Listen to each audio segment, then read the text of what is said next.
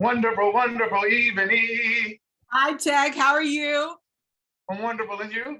I'm good. Look, I'm nosy, so I'm looking at your background. Is this at your house? Yeah, this is my clown shrine. I just built a brand new one. It's the biggest one I ever had. Are you into clowns? Like, I know that you all your makeup and stuff during your show, but like, are you really into clowns like that? Well, the thing is, I was born in '71, and my mom took me to my first scary movie, Carrie, at 76, and then in '78, the first premiere of Halloween by John Carpenter. She took me to that. She took me to the Main Street Morgue during Halloween.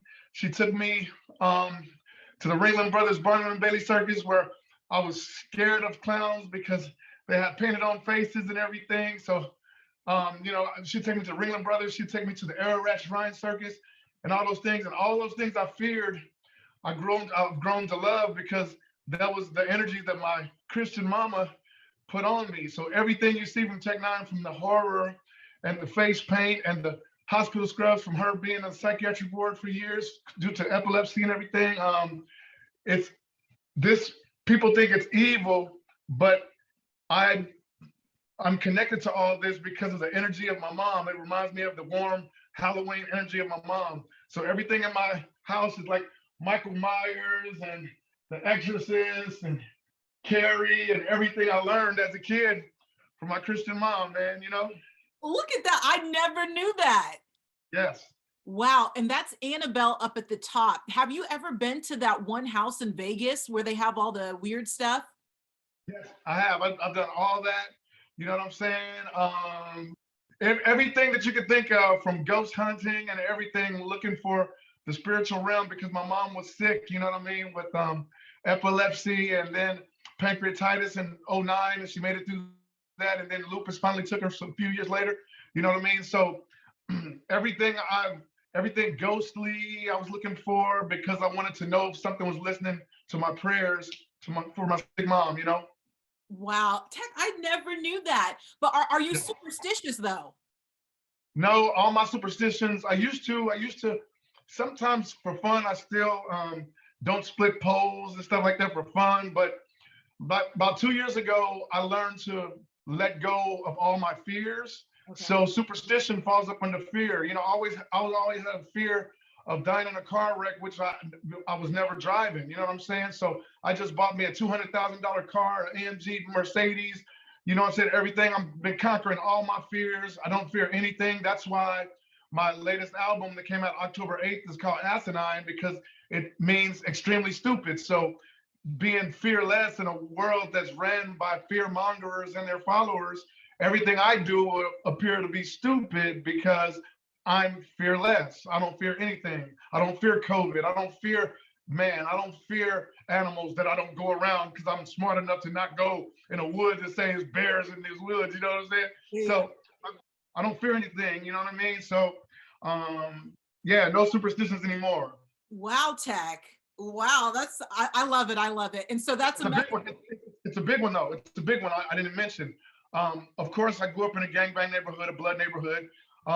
In that neighborhood, they taught me that blue was bad luck. So for all these years, I would, when I was shopping at Walmart for underwear, I haven't shopped at Walmart for underwear for decades. You know what I mean? I wear, more expensive underwear now. But anyway, I would never buy the blue ones. You know what I mean? Because whenever we wore blue, something bad would happen. And I think that was just mentally like, we got on these blue underwear. That's why we're having a bad night. You know what I'm saying? But after I kicked my fears 2 years ago, I bought my first pair of blue suede shoes. You know what I'm saying? And I love them. Okay. I love them. I bought a blue polo, you know what I'm saying, to go with it. Mm-hmm. You know what I mean? Just getting all my superstitions out of there. So that's a big one too. So that's a message for anybody watching this or listening, that if they're having any fears, go ahead for 2022. We're going to move those fears out of the way and just go conquer it. Yes, and told you so. And be free. You know what I'm saying? Be free, because fear keeps you held captive. Absolutely. Absolutely. Well, Tech, I know on February 5th, you're going to be at the IMKC store. That's what we're doing this interview about. I could talk to you for hours, but we got to get down to business. So IMKC store, this is the grand opening, or are they having a new line come out? Well, this is a new thing because Dundilla the Popper, he's always had his store, his wonderful store down on 18th and Vine. But this is a new location that he just opened while I was on my past tour this past fall. And it's at Ward Parkway Mall. So he said, man, I want people to know that I'm up here, man. What do you think about doing a meet and greet? You know what I mean? Take pictures and sign stuff. And I was like, for you, brother, I do whatever you need. You know what I'm saying? We've been doing music with each other for years. So I would love to do that for his wonderful store. I've been up there, me and X-Rated when he was in town. We went up there, man, and bought a lot of stuff. And he gave me a lot of stuff for my birthday that he missed this past November, you know what I'm saying? And I said, yeah, let's go. So I'm gonna be up there from 1 to 3 on Saturday for Dundilla the Popper at the IMKC store, the Ward Parkway Mall, man. It's gonna be crazy. Okay, so everybody make sure you slide through. And on the promo that we're playing on 107.3, it says, wear your mask. So don't forget your masks. Yes, for sure. You know, DJ Rodney Law will be playing music and spinning on the 1 and 2. So it's gonna be a party, man. You know what I'm saying? Yes, I might slide through. You know, my fear has been COVID. So I'm in the house. I've been broadcasting from the house, but I might have to slide on through for that. I mean, it has clothes and I like to be fancy. So I might buy something. You never know. Have you had COVID yet? I haven't. Oh, okay. So I had it and I fought it like a baby cold. What I did is that I went outside. That's when I was living downtown at Roasters Block.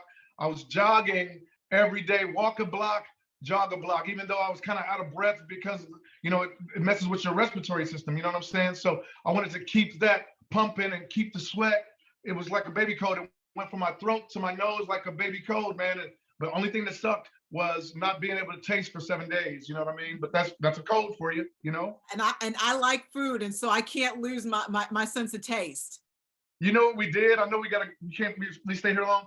What me and my lady did, we went to Torchy's Tacos where you can eat outside out there on World Parkway. And we got the hottest jerk chicken tacos so we could try to taste. Really? It did not work. Okay. No, you can feel it and kind of taste it, but it didn't work. You could feel it though. Yes. Going in and coming out too. Yes, yes, exactly. That's the downside. The IMKC store, if someone says, what is KC? What is KC to you? KC to me is family, love, and comfortability, man.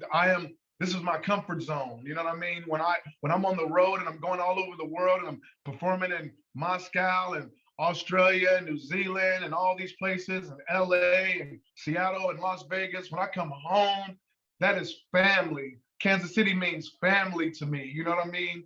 The Chiefs Stadium and the Rose Stadium, they treat me like family these years. You know what I'm saying? I'm being treated special because it's like a family affair. But not only that, I'm just talking about my aunties, my uncles, my cousins, my friends, my loved ones, man. Kansas City is family and love and comfortability. You know what I'm saying? Absolutely. Now, I want to talk about how nice you are to people because I've met a lot of people and a lot of artists don't like to, you know, stop and take pictures with their fans. They say maybe later and then they try and sneak off somewhere else. Not you. You will stop for every single fan. Have you always been like that? And what made you always want to do that and stop for your fans? Why is that so important to you?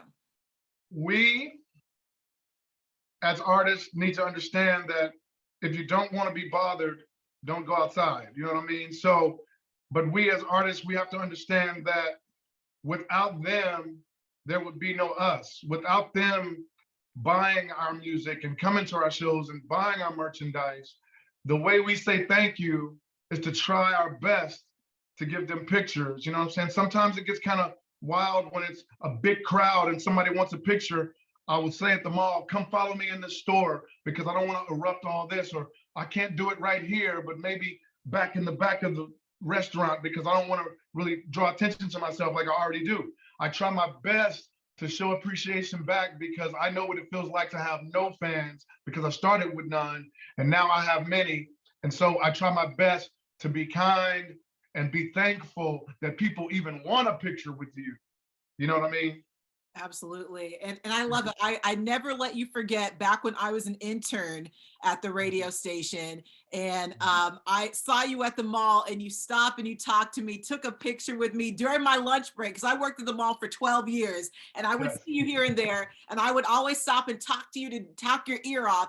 And so I Yes. always appreciate that. So no, Tech9ne, I love you and I just love the Thank way you you. treat your fans. I appreciate you, Ebony. Always and forever, Mama. Thank you. So you recently had your latest album drop, and Ted, this is like the first time that I've ever gotten to interview you. So Right. I'm super excited. Let's talk about your album and what fans can expect from it. I know you've been touring and Yes. just getting able to see fans when a lot of artists haven't been able to do that. So let's just talk about this album. I know that you told me a little bit about the meaning behind the album, but let's Yes. just talk about it. Yeah. Well, the album before the one I dropped October 8th called Asinine, the album before that was called Interfere. I was entering my fears and trying to conquer them throughout that album, but I did so many songs. I was inspired to do so many songs that only a certain amount of songs can fit on Interfere. So what I did is I had like 12 songs left after I did that record that were beats for that actual album. So I came with an EP called More Fear, where there were 6 songs. And then the last one was called Fear Exodus. Like I was exiting my fears. That's why I said 2 years ago. You know what I'm saying? I was exiting my fears because this is like art imitating life. You know what I mean? I'm living my life, but I'm writing about it. You know what I mean? I'm exiting my fears. So after I exited my fears, Asinine starts and it says, after your fear exodus, everything you do in this world ran by fearmongers and their followers will appear extremely stupid. You know what I mean? So Asinine was going to be extremely stupid. No fear, big features like Lil Wayne and Moo Fresh on Too Good. You know what I'm saying? Big ones like Snow the Product and Russ on No Seums and E40 on Clydesdale. You know, just everything. X-Rated on Still Right Here. Man, it just keeps going, man. You know what I mean? It's so T-Pain and Ashton Ray on Special. You know what I mean? I can't think of all of them. It's such a humongous album. And now I think this morning I named my upcoming tour that's coming in the spring, the Asinine tour, because the last one, when the album came out, was called the Strange New World Tour. So we never got to do the Asinine tour, and we're still shooting videos for Asinine. So I think I don't know if it's gonna lock, but this morning I said, let's call it the Asinine tour. And it's like, okay, so here we go with the tour that's coming with the album, man. Okay, well, I look forward to going to that tour. Tech, the first time that I went to one of your shows, Uh-oh. I I could not believe what I was seeing first. Areola. I was gonna say that. Areola. I knew you were gonna say that. I knew it. Could not believe my eyes. Yeah. So do you still get down with the Areola song? Do they still do the thing? Well, I get down with the chant of Areola because I wanted to be careful with the young women in the crowd. Yes. So we don't do the song anymore, but the crowd always starts to chant. And I'm like, I didn't do it. They're doing it. You know what I mean? And they start showing it. You know what I mean? I don't ask anymore because you never know when these girls are 15 and 16 and stuff like that. So we just stopped doing the song, even though the crowd wants it so bad. Yeah. They chanted. I don't even have to start the chant. They started in the middle. I'm trying to do this ring, and they're chanting "Ooh, Areola." I'm like, okay, let's get it over with, you guys. Just do it. Just do what you got to do. Now the Caribou juice. I know at not this last Chiefs game, but the one before, Brittany Matthews, she got in a lot of trouble for spraying all the fans with the champagne. And I know that you have your Caribou juice. And so do you still do that at your shows? Yes, I do. Caribou is forever, but I don't spray it on the fans. You know what I mean? Especially if we're outside and it's 13 degrees. And look, going back in the day to one of your shows, it was at the amphitheater. It always changes the name, but you know what I'm talking about. Real Kansas Cityans know what I'm talking about. And you've been doing Caribou, and you went to go spray it in my section, and we had just gotten our hair did. And Oh so my God. I held up my jean jacket. He goes, "You don't want any?" And I said, "No." And so you went to the other side, and I want to say I appreciate that. Yeah, I'm not saying I've never sprayed anybody, but not outside when it's cold. It might happen. It might happen. Well, Tech, I can't wait for this upcoming tour this spring. And if anybody wants to come see you, they know where you're going to be 1 to 3 this Saturday at the Yes. IMKC store. Anything else you want to add? Yeah, it's the IMKC store at Ward Parkway, though, not the one on 18th and Vine. There are 2 locations now. The new location at Ward Parkway, like you were going to the movies, the AMC Theater, it's right down the hall from there. You know what I mean? Yes. Okay, so make sure you slide on through for that. Tech, what is that doll with the green dress back there? That is from The Exorcist. That is Reagan. Linda Blair played the kid Reagan in that movie. When you plug it up, when you plug her up, her head spins around like The Exorcist. You know what I mean? And she talks. Really? They had Annabelle go on a tour, and she stopped at the radio station, so I have a picture holding her.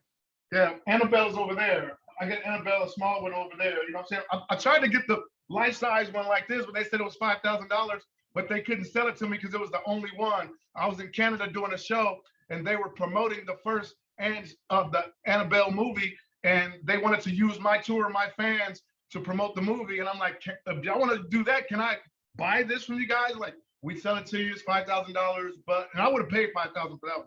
You know what I'm saying? Because I'm really into that, you know, but they said it's the only one, so I didn't get it, you know?